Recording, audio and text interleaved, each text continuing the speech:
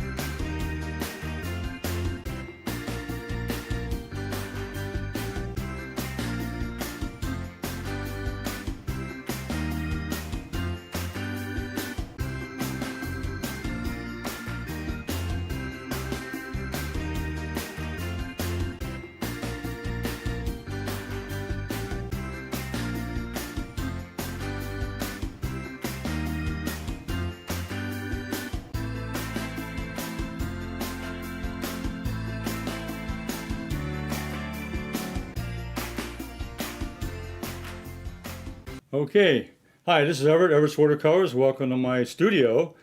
I'm broadcasting from Chesapeake, Virginia, and I'm broadcasting to all across the United States and around the world. So welcome aboard. If this is your first time here, subscribe to my YouTube channel and on Facebook, and also on LinkedIn. And also give me a like, and if you have any questions during the broadcast or during the conversation, send me a comment, give me some thumbs up, and let me know how you think the program. I'm in the studio today with my wife, Gloria. Hello. And she'll be monitoring the broadcast and also checking the chat room. I got the chat room on, so try to make some comments there. Let's see if it's working today. This is a new system I have here in my new studio, and I'm still getting a few little glitches here on the technical side. Making sure the broadcast is running smooth. So you'll bear with me. We'll take one problem at a time, and we'll smooth things out as we go along this week and next week. So today we're live, so we'll continue on. Today you're in my new studio. If you haven't seen my studio before, I got my paintings on the wall, the ones that the latest ones I've worked on, and I'll have some new ones up here in the future. And it gives me a great opportunity to show my paintings. And in my studio, I'm surrounded with all my art, so I'm really happy about that. Now today, I'm going to do a painting here in the studio as we go, and I'm going to be talking about negative spaces, and they're very important in a painting. So let me go to my my overhead camera, and let me show you some of my information here, my references and so forth. Okay, this is a picture of something I did over the past weekend. And you can see the little trees there, but all the negative space. The negative space is the space between the trees. There are a lot of trees there in this particular photograph, but I'm more interested in how do we paint the negative space. The positive space is the trees themselves. The negative space is the color and the things that are between the trees, the negative space. Okay, so that's what we're going to work on today. Let me put that aside. Now, the first thing I did was I took the photograph and I cropped it down that was too much information there, or too much to think about painting.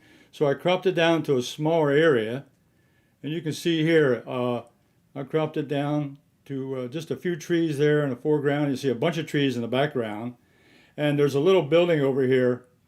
That's a little campground building where they do picnics and so forth. A little picnic shelter where they have a cookouts and things like that. So I'll put that also in the painting.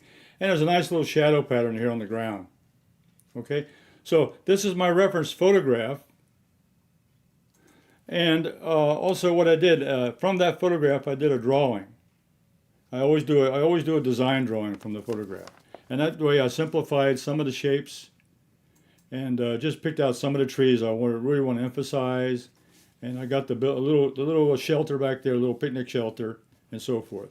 So what I did is I have the photograph, the reference photograph. I have this. And I have a drawing here of my design sketch, and they're on my website.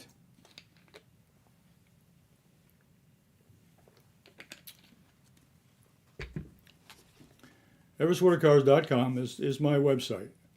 On there, if you go to my website, you'll see my art supplies, my classroom videos, and fun with watercolors. Now this happens to be a QR code that you can take your iPhone and point the camera at that, and that will take you right to my website. Now I've added another link in on the website, and it's called Simply Drawing with Everett. That's another link that can take you to my Simply Drawing with Everett page. And I have a program at 7:30. I'll have one this evening at 7:30. And I'm going to go over some drawing exercises and also introduce some drawing critiques and how to draw and things like that. That's what that's going to be, Simply Drawing with me. And then you can go to my Everett's Watercolor Art Group on Facebook, and that link I also had on here, and I don't have that either. So, okay. Thank you. All right. Well, we'll talk about that later. I'll be talking about that on every one of my broadcasts. So all the references I'm talking about there will be in the description of the video today. So if you want to go take a look at my website and look at the Simply Drawing with Everett, or you want to look at my Facebook page, that'll all be in the description of the video today. Okay, I took the drawing and I did a value study. And you can see here, I colored in what I figure would be the negative shapes or the negative spaces that are between the trees. And you can see that's all in the background there. But I want to keep the trees separate from the negative spaces. Okay, so this value study helps me a little bit think about how I'm going to do this.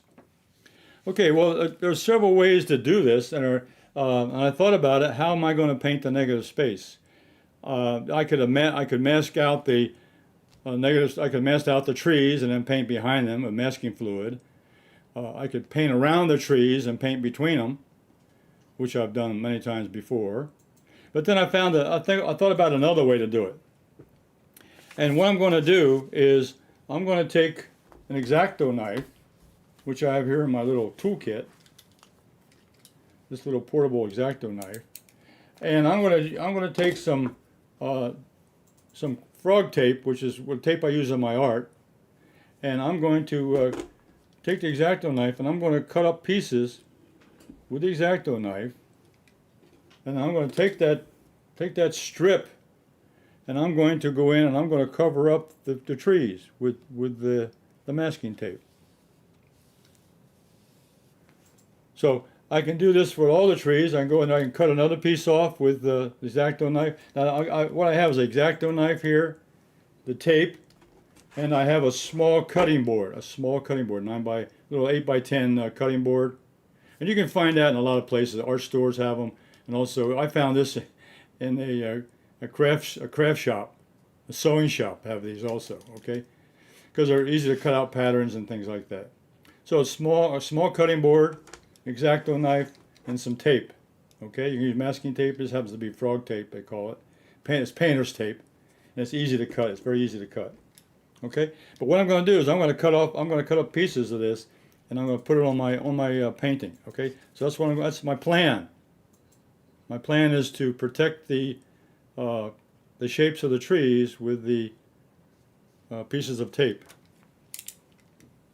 Okay, so I'm going to set this aside. I'll put this over here. I might need that before. Okay, now I'll put my exacto knife away here for a second. My little toolkit. Okay, I'll put this back over here. And I don't need this anymore. I'll put this aside. Now, last week's broadcast. If you go on last week's broadcast, or look at last week's broadcast, I forgot to paint over here in my palette, and it's lavender. And I brought a paint. I don't use it often enough to keep it memorized, but that's what that paint was. I forgot the name of it last week. I use it all the time. It's called lavender. Okay, just as a carryover from last week's demonstration. All right, so what I'm going to do, let me take off this piece of paper here. So what I've done, I've gone ahead and I took the drawing and I put it on a quarter sheet of watercolor paper, which measures 15 by 11 inches high and 15 inches wide. And what I've done is I put the tape on the positive shapes, which are the trees, all the way across. You saw how I cut them up and put them on there. Okay, now that protects the trees. Now, what I'm going to do now is I'm going to paint the negative spaces. The negative spaces. All right, so what I'm going to do, and I'm not going to touch it right now. I'm not going to touch it with a paintbrush. I'm going to use my palette in a bottle. And this will be a fine mister with a black top. And these are sold exclusively on Everett Watercolors. This is a fine mister. Palette in a bottle, sold on everettswatercolors.com. And I'm also going to be using the dot sprayer. This is a dot sprayer. It has a white top. This is the dot spray, palette in a bottle. This has another color in it. And this is the companion fine mist palette in a bottle with a black top. See, I'm going to use both those kinds of sprayers. So what I'm going to do is, let me move this aside here. I don't need this anymore. Everett, I'm not sure we're getting comments in. If someone could put something up so we can see whether the comments are working. Yeah, okay.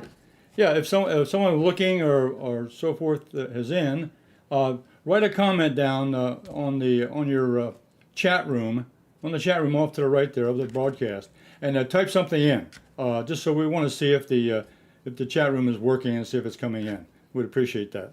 If not, after the broadcast, we can check for comments and respond afterwards. Yes, of course.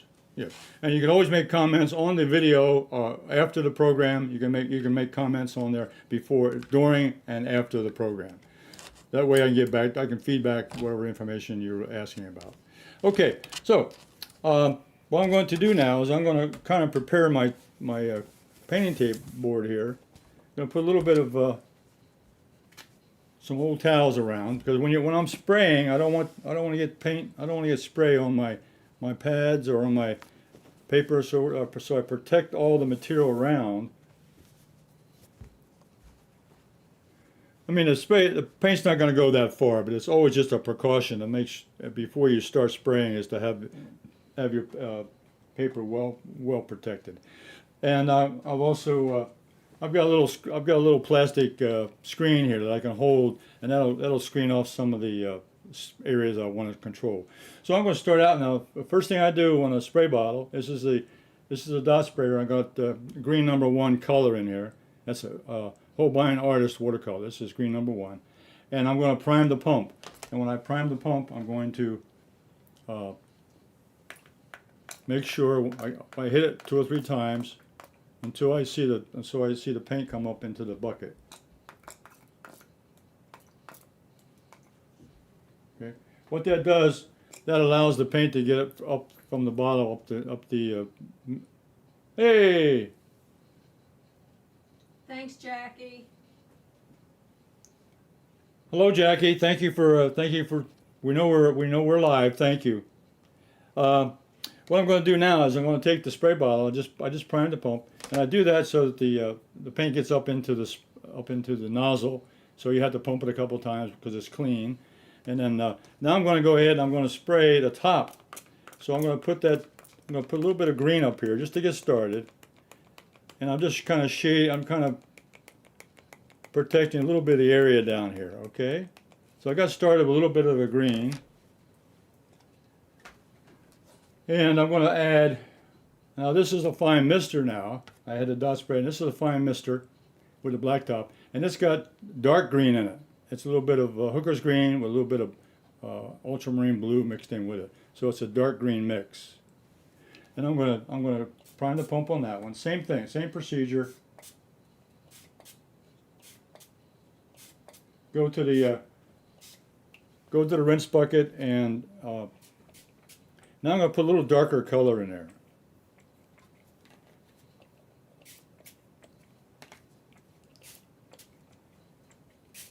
Okay, kind of darken up just a little bit at the top. Okay, and then to really get it dark, I'm going to add a little bit of blue. So this is another fine mister with cobalt blue in it. Cobalt blue. Prime the pump. All right, now I'm going to go in and put a little more. I'm adding a little more color now at the top. And I'm going to go off to the sides a little bit.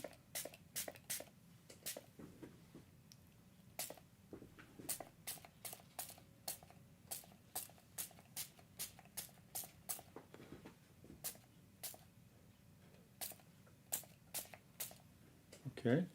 All right. So we're getting darker and darker. All right. Now I'm going to go ahead and let this. Now I can move the paint around if I wanted to, but I'm just going to kind of let it dry. And I'm going to go ahead and I'm going to put some more color. I need to get darker, even that. So this is another dot sprayer, and I've got royal blue in it, which is my darkest blue. So I'm putting a lot of color up here because I want to get lots of color on the paper to make it dark. And I'm going to tilt the board this time just a little bit. I'm going to tilt it up so that everything runs down to the top. I'm going to prime the pump on this one. Okay, now we're getting really dark now, getting really dark. You can see I'm really getting darker and darker and darker. Also, what's happening now, with the dot sprayer, I'm building texture. You can see here, now this is all wet now, you can see the drops now. Remember, the trees are going to have leaves and so forth. So just by using the dot sprayer, I'm also painting in texture at the same time. I'm putting in dark color on top of dark color. But then I'm also building layers of dots that gives me the impression of leaves on the trees, okay? So what I'm going to do now is I'm going to get the blow dryer, and I'm going to dry this off a little bit because it's really wringing wet.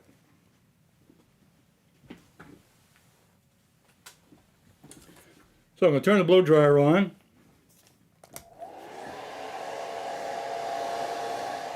So this is really what I'm going to do. Probably going to have to run this off a little bit more. I want to get the paint off of here. So what I'm going to do is hold the board up, get it started. And I'm going to hold it almost vertical. I want to get a lot of the excess water off of there. I'll go ahead and let it run.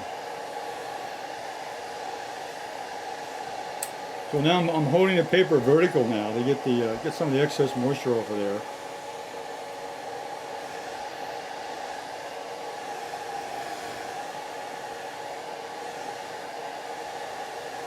So what I've done with the dot spray bottle and the fine mist spray bottle, I've added color to the background or the negative space of this particular landscape scene. I'm going to hold it now and let the water run off the top. So I'm holding it vertical so I get the excess water off there. Now I'll hold it the other way a little bit.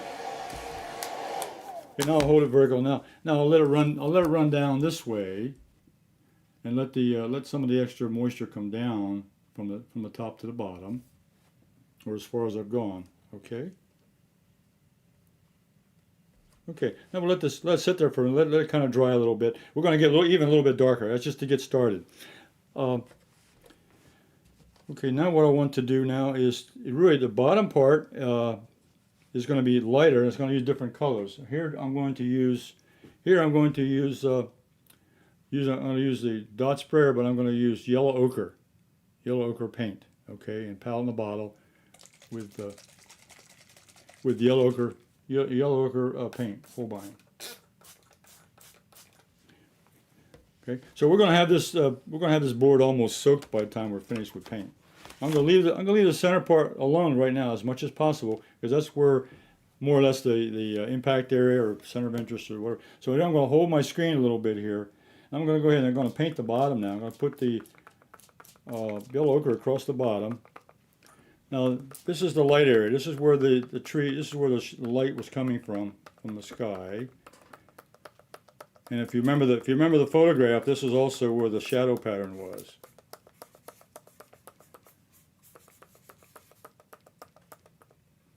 Okay. If you'll notice, I'm using a light tapping motion, not too hard. A light tapping motion, and I'm moving the sprayer around all over the bottom area here. Just a light tapping motion, okay? And I have lots of videos on my website, and I have particularly ones. I have a whole section on the dot spray and a fine mist bottle. I have lots of videos showing other paintings I've used with the dot sprayer. Also, I think what I'll do is I will. Yeah, I've got Those one. videos also include how to take care of them, how to fill them. That's There's cool. lots of information. Yeah, I got how to fill the bottles, how to take care of them, how to clean them up. Also, these tops are interchangeable. I can use the dot sprayer and a fine mist on both bottles. I'm looking for.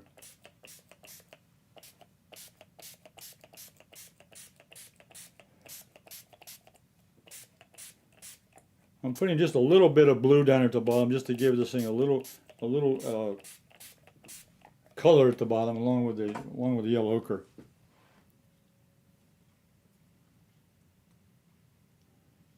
Okay. Now I got to blow dry this a little bit too.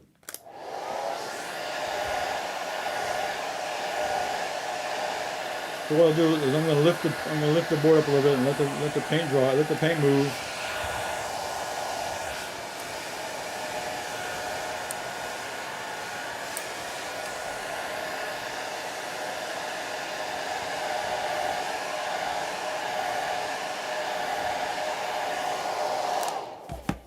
And then when you have paint on the paper, you can move it from side to side. That encourages the water drops to move across the paper. So I'm trying to encourage that motion.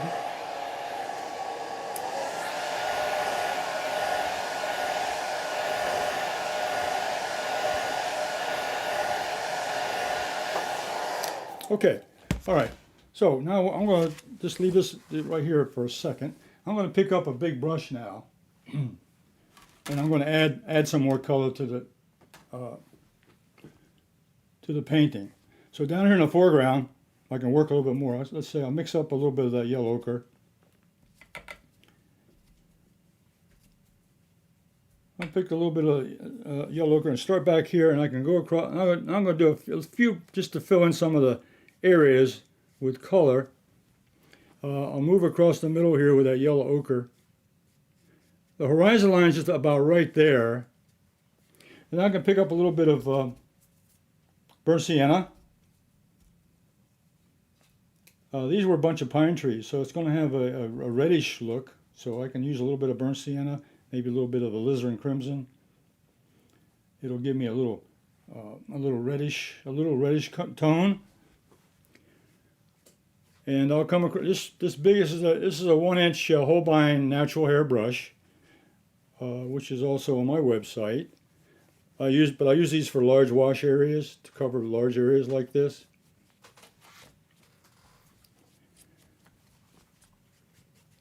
So the spray bottle was to get the paint down on the paper real quickly, and also get some texture get some texture started.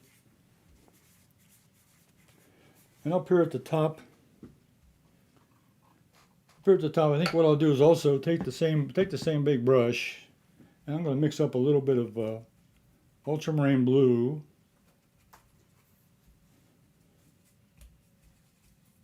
So this kind of a painting, you really have to work at it and cover it in the areas that you think you need. Here I'm covering in those negative spaces. And it really doesn't matter how you approach it. What I'm trying to do is just cover this area with as much paint and cover the spaces. So I'm going in here now and I'm putting in more darker, and I'm just got an abstract pattern here just to show the darks and the lights, not necessarily painting any particular item or subject. At this point, I'm just kind of filling in the blanks.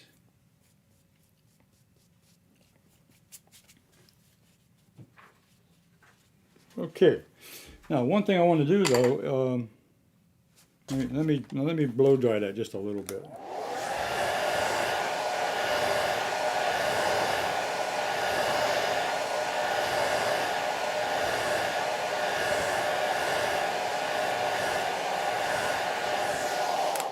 There's a combination of spray bottles and brush work. You can see brush strokes here, and you'll see it later on as it dries out. The texture will show up in different marks from the brush and from the spray bottles. What I'm going to do now is take another brush, which is the 3/4 inch, and I'm going to mix up a color for those little buildings. Those buildings are little cookout places where you can go and cook out a meal, little campsite, little cookout. So what I'm going to do, I'm going to now with all this greens now. What I'm going to do, I've decided to go ahead and make the area that I'm trying to do here. I'm going to use more red here. This not only gives me a nice contrast, but the red is a complement of the green, which will make it look even more, stand out even more with the red against the green. So as an artist, you want to pick colors that are interesting, but also be able to maybe tell a story that, hey, there's something here that's a different color, but it makes it stand out. This makes this middle ground now. The middle ground will be these buildings. It makes this building stand out from the background, which is the trees and the foliage. So this little shelter here is nestled between this row of trees here, and there's a little one over here. There's a small building on this side here, and I'm trying to think about where I think this is where it's going to go right here. There's another little building over here on this side over here, just a little bit. Okay, so we got a couple of those, and let me take another brush. I'm going to take this is a number 8 round Holbein synthetic, and I'm going to put in the posts. These are the posts that hold up the building, so I'll put those in. And there was one over here on this side. That's a part of the tree. There's none over there, and I think that we'll put one on this one over here.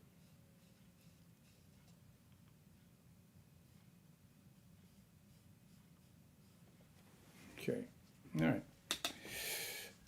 And then I'm going to put the front of this building. I'm going to bring out this way. It's behind those trees also. So it's kind of it's in front of one but behind another. So I'm kind of nestled behind this tree here. But I've got the trees protected with the tape, so I'm not really worried about. That's what the tape is for. The tape is protecting the tree shapes. So I can go ahead and paint right across and right around them and not worry about the trees. And that's the same thing you can do with masking fluid, is just to cover up an area while you're painting around it. And as long as I'm here with the same color, I'm going to put in there's some benches down here. I'm going to put in some benches, picnic benches, in the inside this little shelter. So I'll put a couple of those in there. There's one over here. So kind of give a little area of interest for the painting. So there's a tabletop, and then there's a little place to sit. Bring that on down.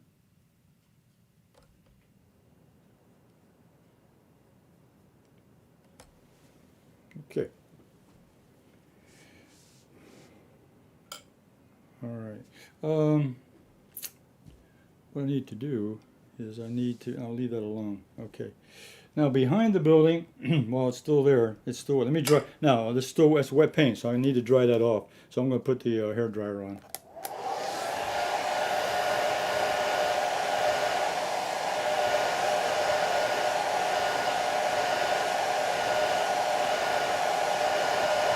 So now we put in the buildings little shelters there with a different color, using red. It was a mixture of, I used a little bit of alizarin crimson, I mixed in a little bit of burnt sienna, but basically it's a reddish color.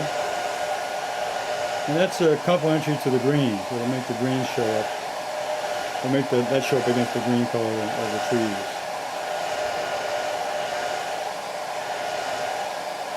So contrast is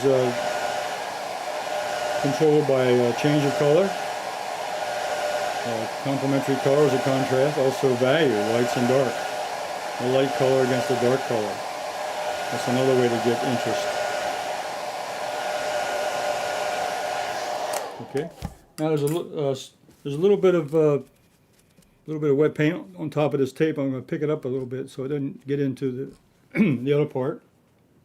Now before I leave though, I want to darken in some of those around this building. So I'm going to pick up some of that mixture of ultramarine blue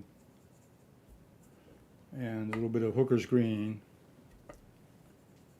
So it's a green mixture, ultramarine blue and hooker's green. And I'm going to go in behind this building right here. So I'm really going to put a contrast here of dark against light. And also to define the edge of that building better, okay? So I'm now defining the edge.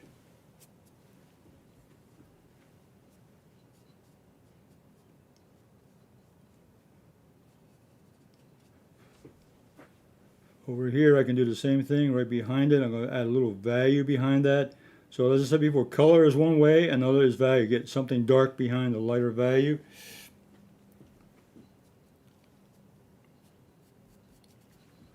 And I can just put some abstract marks up here to show just a difference of value. There's trees back there. So these little marks here will just give an indication of possible branches and limbs and so forth up there. So I'm just kind of using just abstract brush marks. Okay, now before I take the trees off, I got one more area to talk about, and that's the area between. So I think what I'll do is I'll take I'll use a 3/4 inch brush. It's a little bit smaller. So here, what I'm going to do is I'm going to use a little bit. I'll use a sponge. I'll pick this up a little bit. Give me a little room. I'm cleaning out the brush now.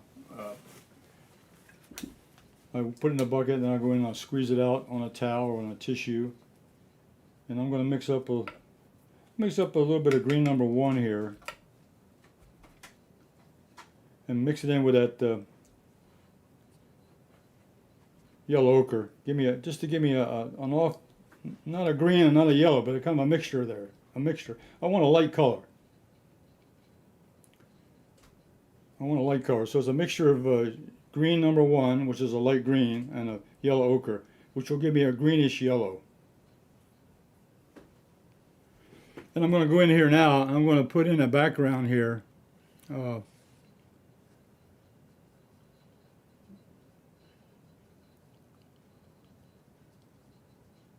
going to put in a little lighter color here behind the building here, just a little bit in the background.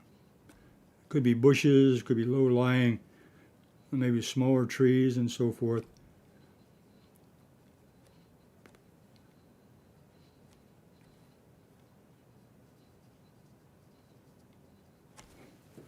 And I want to mix it up a little bit. I'm going to put a little bit of light green in there now. Just now I'm changing the color, adding a little more green into the mixture.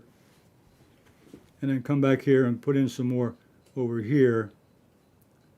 So I'm kind of building a little background here behind the this little shelter. And I can leave some of the lighter areas open. Because basically there's light down here. There's light coming through the trees. Maybe there's an opening in the trees somewhere where the light's coming through. And that's okay, that works for me. Leave a little bit of light showing.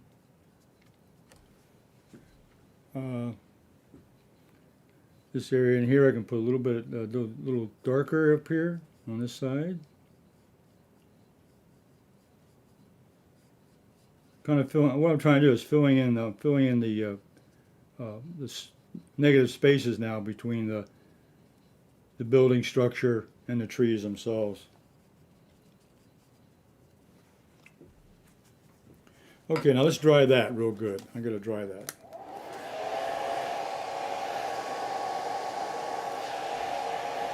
Here, what I did then was put in a little color behind the building, a little lighter color between the building and the tree line. This is kind of where the horizon is, right along in here. And it's a little lighter there.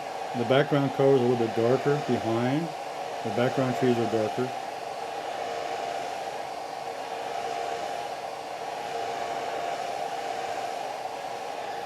I'll turn up the blower a little bit higher, get a little faster. Okay, we're almost done with this phase.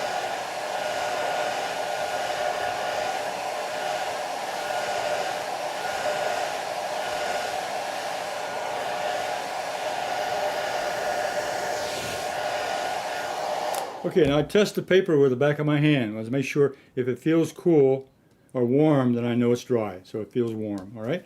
So now we're ready to take the tape off. And what I do there is, let me take my tool. This is my little exacto knife. And what I'm going to do is start taking off the tape. So I go underneath the edge very carefully because I don't want to tear the paper. And I start taking off I'm going to take them all off at one time. I get the edge of the knife underneath the edge of the tape. And then I pull it off. So this is kind of like opening up a present now. I'm opening up the package now to see what's inside. There we go. So I'm opening up the package and looking in to see what's there, and we're going to find these are the trees now. These are the positive shapes that we're going to paint. We just took care of the majority of the negative shapes. At least we got them started. The negative shapes or the negative spaces is the parts that we painted in first, and we protected these positive shapes with a little bit of masking tape in lieu of using masking fluid. And it's a little faster than trying to paint around each one of these trees individually. And I've done that before. There's all kinds of ways to do a painting. I just want to demonstrate this is another way of using another tool, which is a painter's tape or any kind of tape to tape up the paper, and then to paint around it. And be very careful. Don't want to scratch the paper, make any gouges in it. So just pick it up with the edge, get it started, then pull it off. Now this tree here is really actually these are actually two trees, one behind the other. But I painted them just like there was one tree, but it's really two trees, one behind the other. If you look at the photograph, you'll see that these are two trees here, one in front and one behind. But it made an interesting shape. That's why I kept them together. Always looking for interesting shapes, sizes, location, where things are. trying to make a good story, interesting story. Okay. And so the time that it took to get this thing taped up was really the most time, and then of course putting a negative space down, because it's kind of it's not a simple subject, but it's an easy subject to show. It's trees and background, and it's got a couple small buildings in it. But to learn how to paint, or to find a way of painting it, it makes sense. Okay, now what I'm going to do, I'm going to use another brush. I'm going to use my number 16 round. It's a natural hair from Holbein. And I'm going to clean the palette out, because I'm going to mix up some more paint. Now I'm going to paint the trees now, and I'm going to do them in 3 layers: background layer, middle ground layer, and foreground layer. And that gives me depth. That'll give me depth in the painting, showing the different colors or values of the particular objects. So I'm going to mix up a little bit of, now in the background, I'm going to mix up like a gray color. I'm going to use ultramarine blue. So the main color is going to be ultramarine blue, mixed in with a little bit of burnt sienna.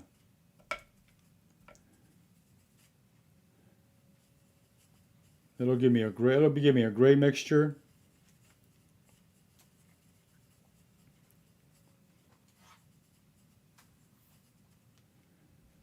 Okay, now what I'm going to do now is I'm going to take this light gray mixture, and so that's the lightest, not the lightest color, but it's got more blue in it, so that's going to be the coolest color.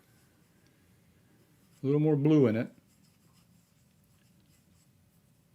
So we know if we look at the color areas or color ranges, blue is recede. So we're going to use a blue color back here on these background trees. So the way back in the background are going to be the bluish gray. That shows that they're further back in the rear or in the background, just by the color they are.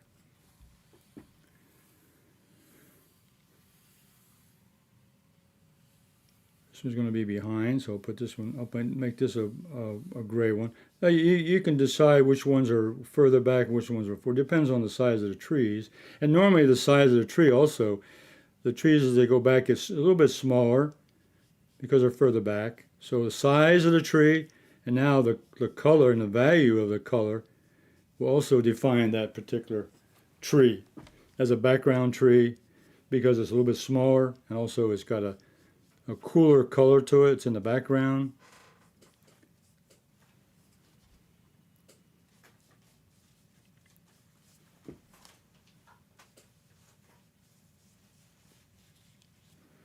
And I'm going to make this one over here. I make this one on the edge. I'm going to put it back also. Even though it's a bigger tree, it's still in the background.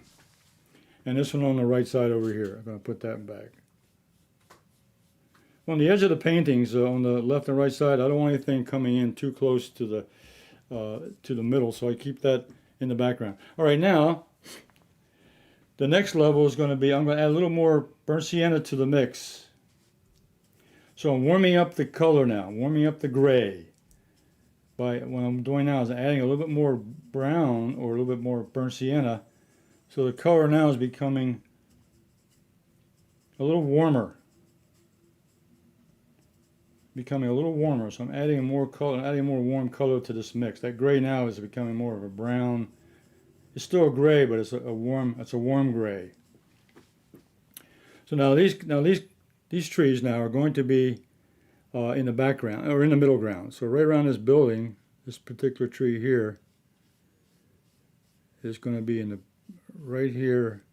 The reason I like this brush is it holds a lot of paint, but also comes to a nice fine point. And it's a number 16 round, so it really carries a lot of paint, and I can do a lot of control here. Here, as I'm painting down this particular area here, I'm trying to be careful with the edges that I stay away from the other parts of the painting. So this brush does a good job of doing that. It gives me lots of paint to paint with, and it gives me lots of control over the point. to do the painting job.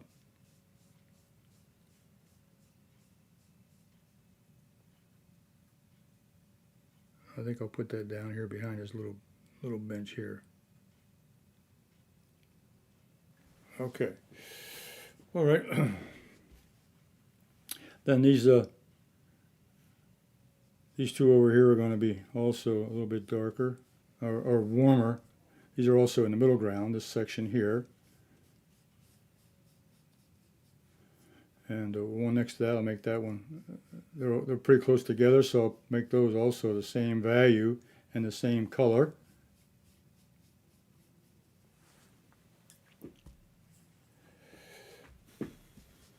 And this one here is coming closer to that building, so I'm going to make that a middle ground color, which is got a little bit of warmth in it. Okay. Now there's a couple here I could make a decision on, and I think what I'll do is 1, 2, 3, 4, 5, 6. I'm going to take one out, and I think it'll be this one. I think I want to make this one. I'm going to make this a little bit warmer.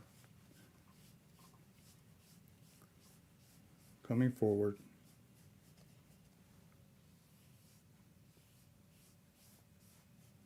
Okay. Now, these last 1, 2, 3, these last 5 trees now are really in a foreground. So what I'm going to do now is I'm really going to lighten this area up. Just going to lighten it up. And I'm going to put just a little bit of yellow ochre here. So I'm really going to lighten the color up. So that burnt sienna now I'm going to turn it over to yellow ochre. Very, very light, and lots of water. So that these foreground trees are going to be almost white. So these are going to be the forward color. I don't want them white of the paper, but I do want them lighter because they're coming forward. Because the light is coming from the foreground here, it's going into the background. So I'm making this this foreground area going to be the light section of the painting, and going back into the background, which is darker. So I'm trying to be aware of not only the distance but the depth, the color temperature, light and dark, or warm and cool. Here it's warmer. In the background it's cooler. It's further away. This has to be a little bit lighter, a little bit warmer coming forward. Okay, all right. Now let me dry that. I got everything was painted, so now I need to dry it to make sure it's nice and dry. Then I'll start putting in some shadows and texture.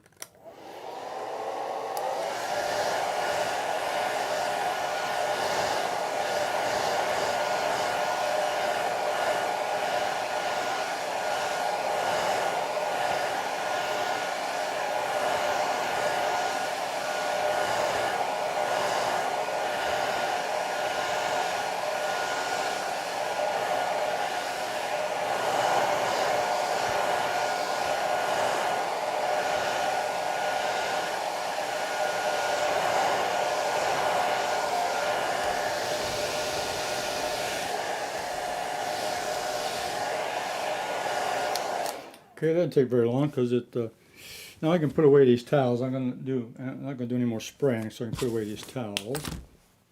Now I'm going to bring out another brush, and this is another one of my special brushes here. This is a silver brush. It's called a hake. It's a Japanese brush, and it's made out of goat hair. And it's very stiff. It's got stiff bristles, but it's also very flexible. And what I'm going to do now, I'm going to mix up some darker color. Let me put that brush away. I'm going to use the mix up with the 3/4 inch. All right, I'm going to mix up a dark color again. I'm going to mix up a little bit of darker. I'm going to mix up a little. Start with a little bit of ultramarine blue, ultramarine deep. A little bit of green, a little hooker's green. Blue, a little bit of green. I want it nice and dark. Now over here in the corner of my palette, I have Payne's Gray. I'm going to add a little bit it's really, Payne's Gray is really a darkener. Actually, I got royal blue there. I'm in another palette, so I'm using royal blue, a real dark blue. I would use Payne's Gray or royal blue. In this case, on this palette, I got royal blue, so I'm using royal blue. I want a dark mix. And I'll pick up a little bit of Glycerin Crimson. A little bit of Glycerin Crimson. That'll darken it up even more. I'll mix that in with a green. So what you can see here, I'm really mixing up a really dark mix, a real dark mix. And we're about ready to put the last finishing touches here to the trees and to the shadows. Okay. So I got a nice big palette full of paint. Now I'm going to load my brush. I wet the brush just by dipping it into the bucket. And what I do now is I wet the brush. But then I hit the towel, I take the excess water out, because this brush holds a lot of moisture. So I want the bristles damp, but I don't want them super damp. Now with a dry brush, I'm going to push it against my hand here, and I'm going to I'm going to wet the bristles up by stamping it into the paint puddle, and I'm going to go ahead and start putting in more leaves here at the top. So I'm stippling now. I'm stippling in the top layer of the trees, which is the branches and the twigs and so forth, and the leaves.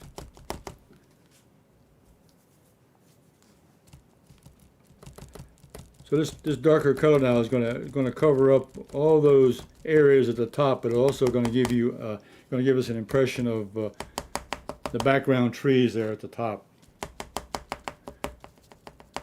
I'm using a stamping motion.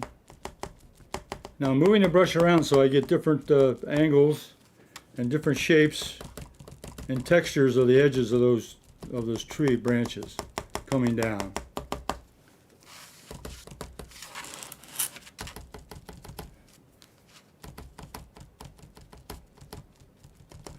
Now I'm going to pick up some more. I'm going to go in there now and pick up some more.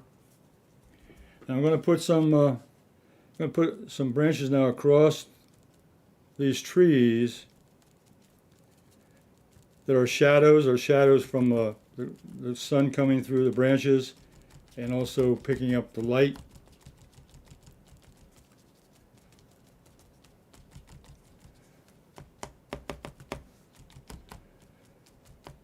To get a shadow pattern across the trees. Now I'm going to take, now what I got to do now, just this brush, to make it straight now, all I got to do is put the brush in there and just wipe it against the side, and the brush will come right back to a nice flat surface. Okay.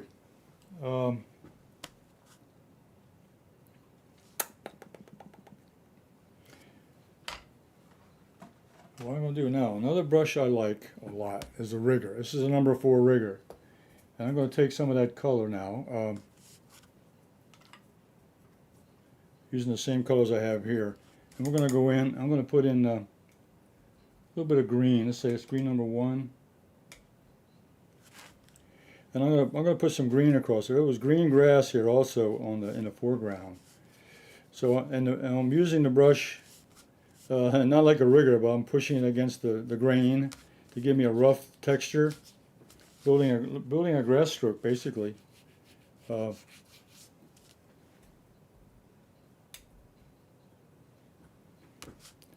Just giving me a rough texture, and then I can use the edge of the rigger to give me the shape, maybe the idea of grass. Just showing the contour there of the shape. Yeah, there was a little bit of green. There was a little bit of green grass back here next to the trees. A little bit of grass showing, but these were all pine. They were pine needles and so forth here on the ground. but there was also grass here on the ground, little grass popping up here around the pine needles. Okay, what I want to do now is take that. I guess I'll take my. Yeah. Now this is the half-inch. This is the half-inch flat. And what I'm going to do here now, I'm going to mix up a little bit of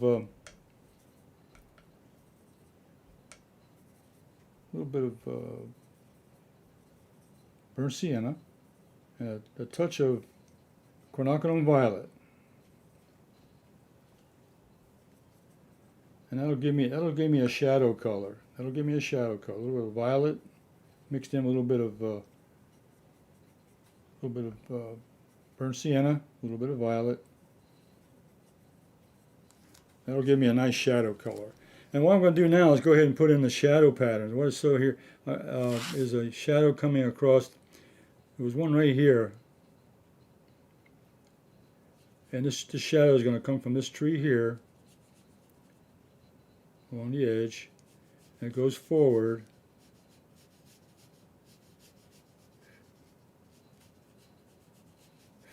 Now what I'll do now, as it goes away, the shadows get a little bit lighter. So I took a tissue and wiped up some of the excess paint. Okay, and then there was a shadow from over here. Now the light now goes in this direction here. This tree also has a shadow. I'm going to avoid painting over top of that tree, so I'm painting along the edge.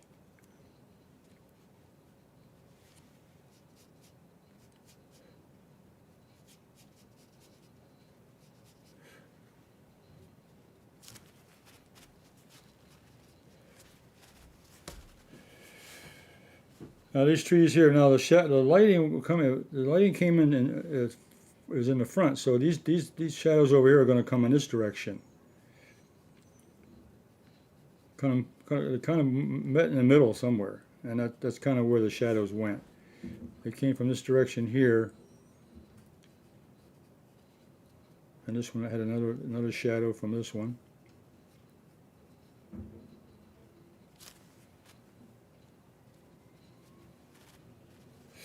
And this big old tree here on the right now, it had a nice big shadow too. It came out, and it came across here.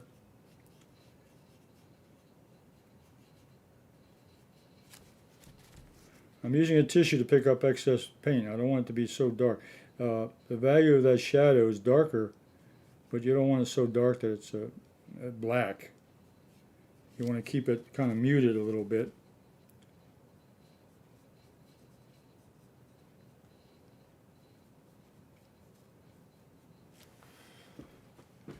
And these trees here also have a little shadow. Just so indication that there was a shadow here on these trees, and there was some shadows back here.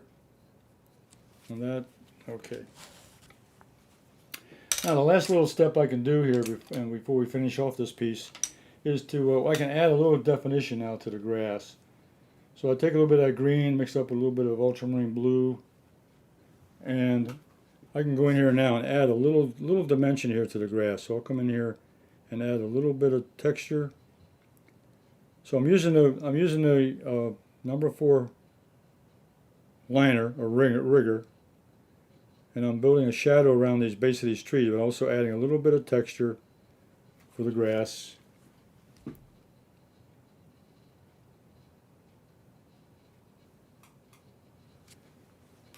And over here I'll put a little bit around this tree.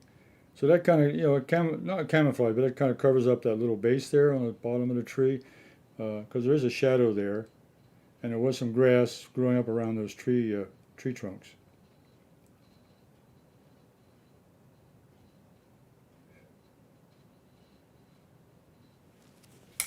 Okay.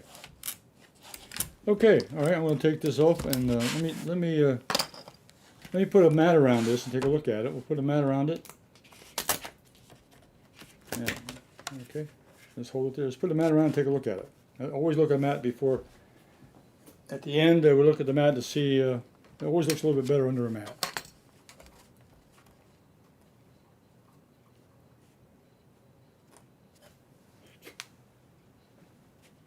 Okay, there's a couple areas that we can touch up real quick. Up here, you can put a little more darks up around any of these tree tops that are still a little bit lighter and showing. We just add a little more paint there, kind of cover those in a little bit because they're just dark off.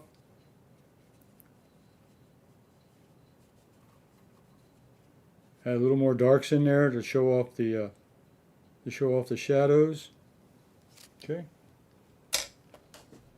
All right. But what I like here is that these trees in the foreground are really, you can see the sun really hit the really light, and as you go back in, it gets darker and darker and darker. Okay, I did another painting for preparation for this demonstration, and let me show that to you.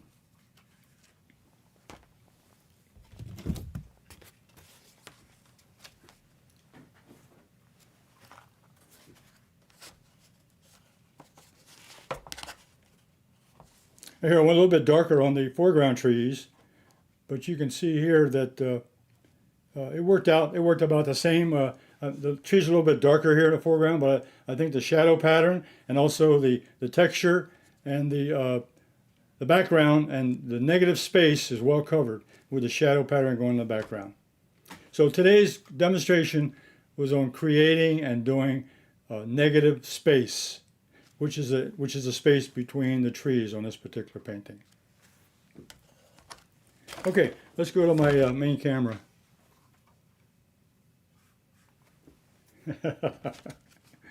Okay, hey, I appreciate the feedback there on making sure we at least have a communication going on.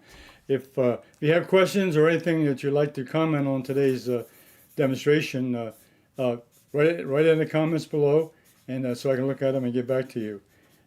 Today was a little bit different using the tape idea to block out the trees, but I think it is really effective way to save the tree or the foreground in order to paint the negative space. I want to thank those watching, and I want to thank those for commenting, and make a comment, give me a thumbs up, and recommend me to your friends. I'll be back again next week on Thursday at 2 p.m. Eastern Standard Time. I'll be on again tonight at 7:30 p.m. Same place, same time, on Simply Drawing with Everett.